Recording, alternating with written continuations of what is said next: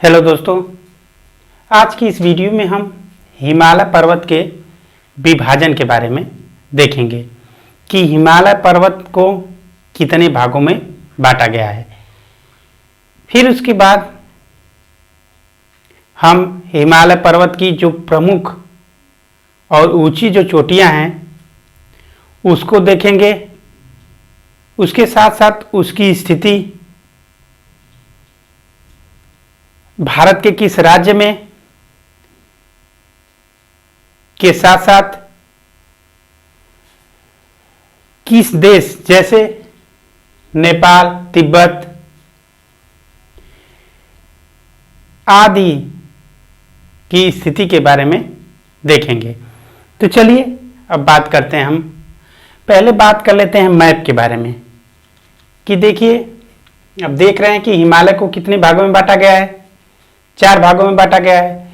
तो वो 4 भाग आप देख रहे हैं कि पार हिमालय या ट्रांस हिमालय, बृहद हिमालय या सरोज हिमालय या इसी को ग्रेट हिमालय के नाम से जानते हैं। उसके बाद में देखिए मध्य हिमालय या लघु हिमालय। उसके बाद में चौथा जो विभाजन है शिवालिक हिमालय। तो देखिए ये जो काले कलर से ये जो 3 पहाड़ियाँ दिखाई दे रही हैं, ये जो तीनों या उत्तर से लेकर दक्षिण तक सारी जो पर्वत श्रृंखलाएं दिखाई दे रही हैं वो आपस में क्या हैं, पैरेलल हैं। अर्थात देखिए ये भी पैरेलल, ये भी पैरेलल, ये भी पैरेलल। तो देखिए जो काले कलर की 3 पर्वत श्रृंखलाएं दिखाई दे रही हैं वो कौन सा हिमालय के अंतर्गत आती हैं? पार हिमालय या ट्रांस हिमालय के अंतर्गत। अगर पार हिमालय या ट्रांस हिमालय की अगर बात करें तो ये हिमालय पर्वत का भाग नहीं है। ये हिमालय पर्वत के निर्माण से बहुत पहले की ये पर्वत श्रृंखलाएं हैं। अर्थात वो हिमालय पर्वत के अंतर्गत वो पर्वत श्रृंखलाएं नहीं आती हैं। उसके बाद में जो रेड कलर से इंडिकेट किया गया है वो देखिए बृहद हिमालय या सरोज हिमालय, जो कि हिमालय का विभाजन है।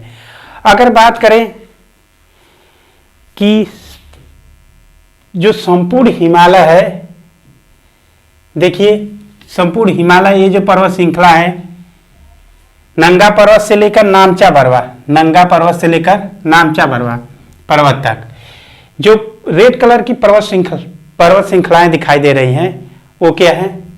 बृहद हिमालय या सरोज हिमालय कहलाती हैं। उसके बाद में देखिए ये जो हरे कलर की पट्टी दिखाई दे रही है वो जो पर्वत श्रृंखलाएं हैं वो मध्य हिमालय या लघु हिमालय के अंतर्गत आती हैं। देखिए ये जो हरे कलर की है ये क्या है? मध्य हिमालय या लघु हिमालय के अंतर्गत आती हैं। और इस श्रृंखलाओं की सबसे दक्षिणी जो श्रृंखला है, पर्वत श्रृंखला है, उसे हम शिवालिक हिमालय कहते हैं। जो ये नीले कलर की पर्वत श्रृंखलाओं की श्रेणी दिखाई दे रही है वो क्या है? शिवालिक हिमालय कहलाती है। तो देखिए अब हम जान चुके हैं कि इसमें कौन कौन सी हिमालय का विभाजन है। तो देखिए इसमें हिमालय के विभाजन में आपको बता दिए हैं कि जो रेड कलर से वो क्या है? बृहद हिमालय या सरोज हिमालय या इसी को ग्रेट हिमालय के नाम से जानते हैं। उसके बाद में जो हरे कलर की पर्वत श्रृंखलाएं दिखाई दे रही हैं वो क्या है? मध्य हिमालय या लघु हिमालय के नाम से जानी जाती हैं। उसके बाद में जो लास्ट सबसे दक्षिणी जो पर्वत श्रृंखला दिखाई दे रही है वो क्या है? शिवालिक हिमालय। तो चलिए अब बात करते हैं हम पहले पार हिमालय की। तो देखिए पार हिमालय की अगर बात करें तो पार हिमालय के अंतर्गत 3 पर्वत श्रृंखलाएं आती हैं। पहला ये जो है काराकोरम, ये क्या है? लद्दाख, ये क्या है? जास्कर। अर्थात पार हिमालय या ट्रांस हिमालय के अंतर्गत 3 पर्वत श्रृंखलाएं हैं। पहला जो सबसे उत्तरी साइड में है, देखिए सबसे उत्तरी साइड में कौन सी है? काराकोरम पर्वत श्रृंखला। उसके बाद में उसके दक्षिणी साइड में कौन सी है? लद्दाख। और उसके बाद में क्या है? जास्कर। तो देखिए ये जो काराकोरम, लद्दाख और जास्कर जो पर्वत श्रृंखलाएं हैं वो ट्रांस हिमालय के अंतर्गत आती हैं।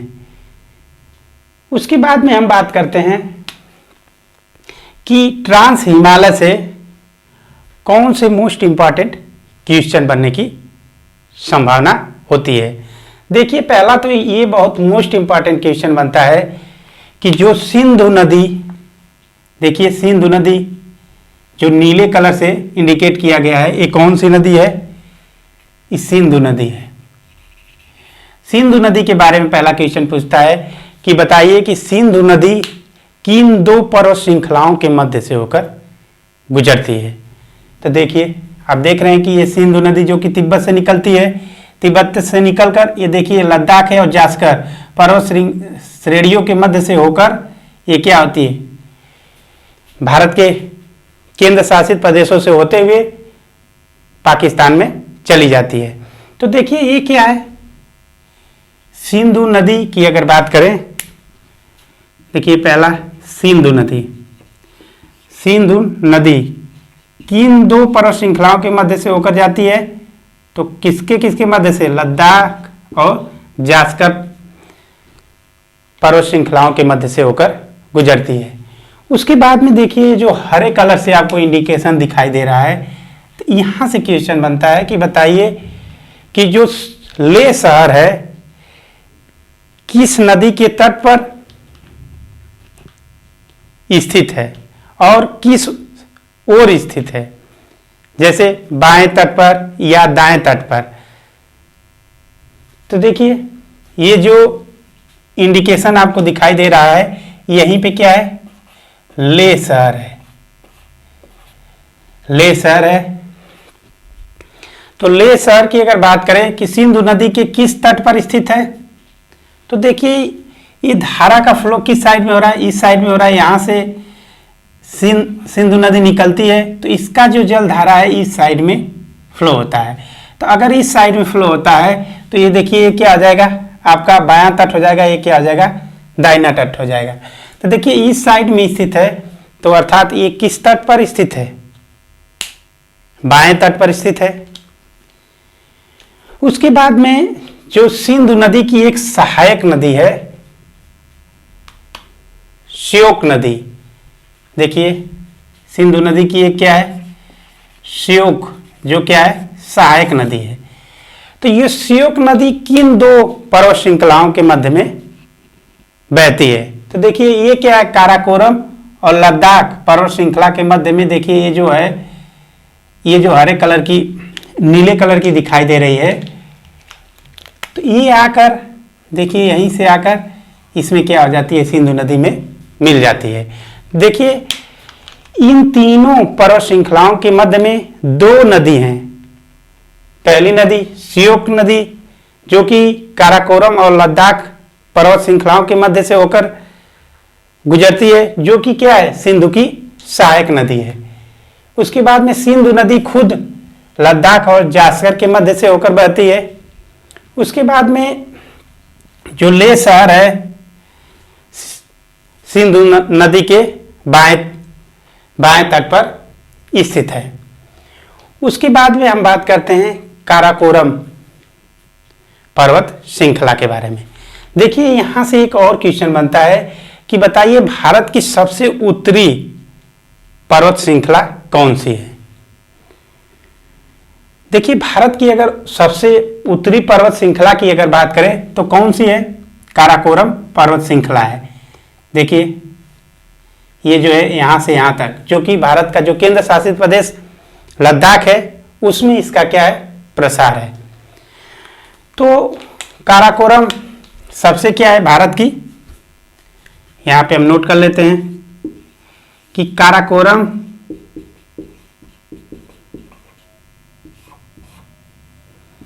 भारत की सबसे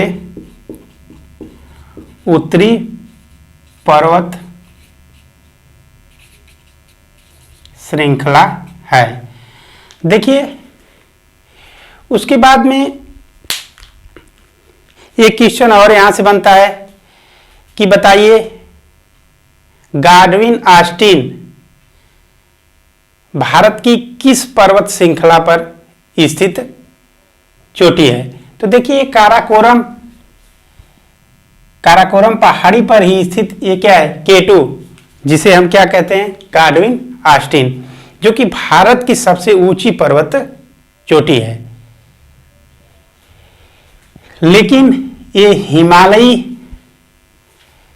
पर्वत श्रृंखला के अंतर्गत नहीं आती है, क्योंकि हम आपको पहले ही बता चुके हैं कि जो ये ट्रांस हिमालय है ये हिमालय का विभाजक नहीं है। ये क्या है? ट्रांस मीन्स क्या होता है? पार होता है, अर्थात हिमालय के अंतर्गत ये काराकोरम श्रेणियां नहीं आती हैं। इसलिए भारत की अगर पूछे कि भारत की सबसे ऊंची चोटी कौन सी है, तो कौन होगी? केटू।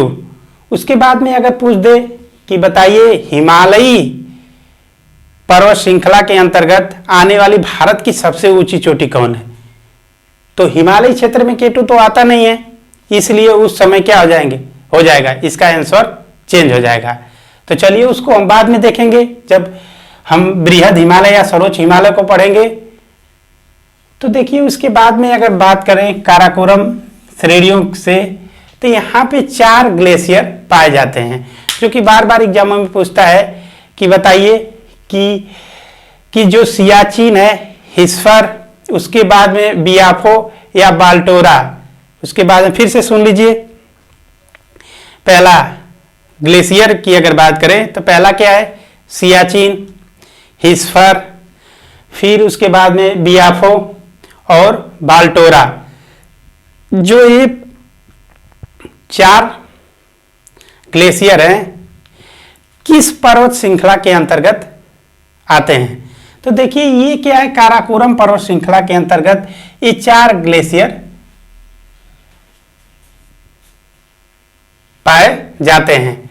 उसके बाद में चलिए अब बात करते हैं हम राकापोसी पर्वत की। तो देखिए जो लद्दाख पर्वत श्रृंखला है, इसके सबसे पश्चिमी छोर पर एक आपको पर्वत श्रृंखला दिखाई दे रही है, या पर्वत चोटी दिखाई दे रही है। देखिए जो पर्वत चोटी दिखाई दे रही है ये कौन सी है? राकापोसी। राकापोसी की अगर बात करें तो यहां से बहुत ही मोस्ट इंपॉर्टेंट पॉइंट निकल के आता है राकापोसी से रिलेटिव, कि राकापोसी किस पर्वत श्रृंखला पर स्थित है? तो किस पर स्थित है? आप देख रहे हैं कि लद्दाख पर्वत श्रृंखला पर कौन सी जो राकापोसी चोटी स्थित है। तो राकापोसी चोटी की अगर बात करें तो ये विश्व की सबसे तीव्र ढाल वाली, तीव्र मीन्स क्या आता है? इसका मतलब खड़ी। तो देखिए सबसे तीव्र ढाल वाली क्या है? चोटी है। ये विश्व की सबसे तीव्र ढाल वाली चोटी कौन सी है? राकापोसी। किस पर्वत श्रृंखला पर स्थित है? लद्दाख पर्वत श्रृंखला के अंतर्गत स्थित है। अगर हिमालय विभाजन की अगर बात करें तो ये ट्रांस हिमालय के अंतर्गत आती है। तो चलिए अब हम बृहद हिमालय की बात करते हैं। तो देखिए ये जो रेड कलर की पर्वत श्रृंखला दिखाई दे रही है, यही बृहद हिमालय या इसी को सर्वोच्च हिमालय या इसी को ग्रेट हिमालय के नाम से जानते हैं। तो देखिए जो ग्रेट हिमालय है इस पे विश्व की लगभग 10 ऊंची चोटियां स्थित हैं। तो चलिए हम उन सारी चोटियों के बारे में बात कर लेते हैं कि कौन कौन सी चोटी और किस किस देश में स्थित है। तो चलिए देखते हैं कि सबसे हिमालय की अगर सबसे पूर्वी चोटी की अगर बात करें तो नामचा बरवा, जो कि आप लोग जानते हैं कि ये क्या है? तिब्बती क्षेत्र में है। उसके बाद में बात करें इसके पश्चिमी छोर, पश्चिमी साइड में आएंगे तो देखिए कंचनजंगा, जो कि अगर कंचनजंगा पर्वत श्रृंखला की अगर बात करें तो कंचनजंगा क्या है, जम्मू का, ये सिक्किम राज्य में स्थित चोटी है। उसके बाद में इसके पश्चिमी छोर में बात करें तो मकालू, उसके बाद में देखिए एवरेस्ट है, एवरेस्ट के बाद में मसालू है। तो देखिए ये जो 4 पर्वत चोटियां हैं, कंचनजंगा, मकालू, एवरेस्ट और मसालू, तो कंचनजंगा भारत के किस राज्य में स्थित है, तो सिक्किम राज्य में स्थित है। उसके बाद में ये जो मकालू, एवरेस्ट और मसालू, ये कहाँ है, नेपाल में स्थित हैं। उसके बाद में बात करते हैं कि यहाँ से इसको याद करने के लिए कि पूर्व से पश्चिम के साइड में 4 पर्वत श्रृंखलाओं का क्रम, तो पहले याद कर लेते हैं कि एवरेस्ट किसके किसके मध्य में है, मकालू और मसालू के मध्य में एवरेस्ट स्थित है। उसके बाद में देखिए इन सारी चोटियों के अगर पश्चिमी में बात करें तो धौलागिरी जो कि नेपाल में, और उसके बाद में अन्नपूर्णा, ये भी क्या है, नेपाल में स्थित पर्वत चोटियां हैं। ये सारी जो चोटियां हैं ग्रेट हिमालय के अंतर्गत आती हैं। ग्रेट हिमालय कहें या सरोज हिमालय कहें या बृहद हिमालय। उसके बाद में अब ये बृहद हिमालय के अंतर्गत ही उत्तराखंड राज्य में कुछ प्रमुख चोटियां हैं, जैसे नंदा देवी जो कि कहाँ पे है, उत्तराखंड राज्य में है। फिर उसके बाद में नंदा देवी के बाद में अगर बात करें तो त्रिशूल, त्रिशूल भी हो जाएगी। उसके बाद में बंदरपूछ, बंदरपूछ के बाद में बद्रीनाथ, बद्रीनाथ के बाद में कामेट, जो पर्वत चोटियां हैं वो किस राज्य में स्थित हैं, उत्तराखंड राज्य में स्थित है। किसके अंतर्गत वो पर्वत चोटियां आती हैं, तो ये बृहद हिमालय के अंतर्गत ये सारी चोटियां आती हैं। उसके बाद में उत्तराखंड में यहाँ पे 2 ग्लेशियर पाए जाते हैं।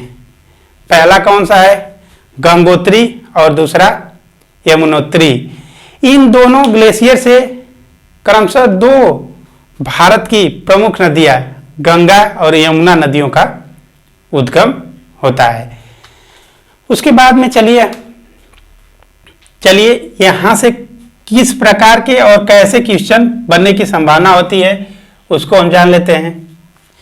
पहले तो ये क्वेश्चन बनता है कि जो बृहद हिमालय के अंतर्गत प्रमुख पर्वत चोटियां स्थित हैं उसको क्रम में लिखिए, या तो पूर्वी साइड से आपको पश्चिमी साइड में लिखने को बोल देगा, या पश्चिम से पूर्व के साइड में बोल देगा। या आपसे पूछेगा कि कंचनजंगा जो पर्वत चोटी है वो भारत के किस राज्य में स्थित है, या पूछ देगा कि एवरेस्ट बताइए किन 2 पर्वत चोटियों के मध्य में स्थित है, या आपको 4 नाम दे देगा, जैसे मान लीजिए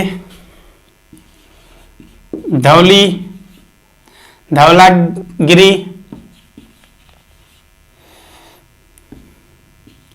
अन्नपूर्णा, कंचनजंगा, एवरेस्ट, और उसके बाद में नामचा बरवा। उसके बाद में बोल देगा कि आप इसको पूर्व से पश्चिम की क्रम में चोटियों को क्रमबद्ध कीजिए। देखिए पूर्व से पश्चिम की साइड में कहा तो देखिए सबसे पूर्व के साइड में कौन सा है, नामचा बरवा। उसके बाद में कौन सा हो जाएगा, कंचनजंगा। फिर कंचनजंगा के बाद में क्या हो जाएगा, एवरेस्ट हो जाएगा। उसके बाद में धौली गंगा और अन्नपूर्णा हो जाएगा। इसमें से देखिए मसालू और मकालू को क्या कर दिया, मिस कर दिया, अर्थात उसको क्या कर दिया, इस पॉइंट से गायब कर दिया। इसी तरह मान लीजिए और किसी पर्वत चोटियों का नाम दे दें और किसी का क्या कर दे, उसमें से नाम को हटा दे। तो देखिए इस प्रकार के क्वेश्चन बार बार एग्जामों में आते हैं। तो चलिए यहाँ पे हम कंचनजंगा के बारे में कुछ मोस्ट इंपॉर्टेंट बात जान लेते हैं कि अगर कंचनजंगा की बात करें तो कंचनजंगा हिमालय पर्वतीय क्षेत्र में अगर बात करें तो भारत की सबसे सर्वोच्च चोटी है। जैसे क्वेश्चन पूछता है कि बताइए हिमालय पर्वत के अंतर्गत या हिमालयी विभाजन में भारत की कौन सी ऐसी पर्वत श्रृंखला है जो कि सबसे ऊंची है। तो कौन सी है? कंचनजंगा, जो कि सिक्किम राज्य में स्थित है। अगर इसमें हिमालय की बात ना करें, अगर कह दे कि भारत की बताइए सबसे ऊंची पर्वत चोटी कौन सी है, तब क्या हो जाएगा? K2 हो जाएगा, जिसे हम गाडविन ऑस्टिन के नाम से जानते हैं। अगर इसकी ऊंचाई की बात करें तो 8,611 मीटर है। उसके बाद में देखिए एवरेस्ट की बात करें तो एवरेस्ट विश्व की सबसे ऊंची पर्वत चोटी है। जो एवरेस्ट है ये विश्व की सबसे ऊंची पर्वत चोटी है। अगर एवरेस्ट की ऊंचाई की बात करें तो इसकी ऊंचाई कितनी है?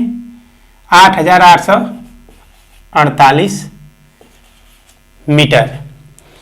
उसके बाद में एवरेस्ट से और कुछ मोस्ट इंपॉर्टेंट पॉइंट जान लेते हैं कि एवरेस्ट किन दो चोटियों के मध्य में स्थित पर्वत चोटी है। तो देखिए मसालू और मकालू के मध्य में स्थित पर्वत चोटी है। अगर इसके लोकेशन की बात करें कि इसकी स्थिति किस देश में है, तो ये किस देश में स्थित है?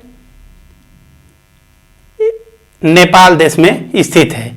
अगर इसके हिमालयी विभाजन की अगर बात करें तो हिमालयी विभाजन में किस हिमालय के अंतर्गत आता है? तो बृहद हिमालय, सर्वोच्च हिमालय या ग्रेट हिमालय के अंतर्गत एवरेस्ट चोटी स्थित है। तो उसके बाद में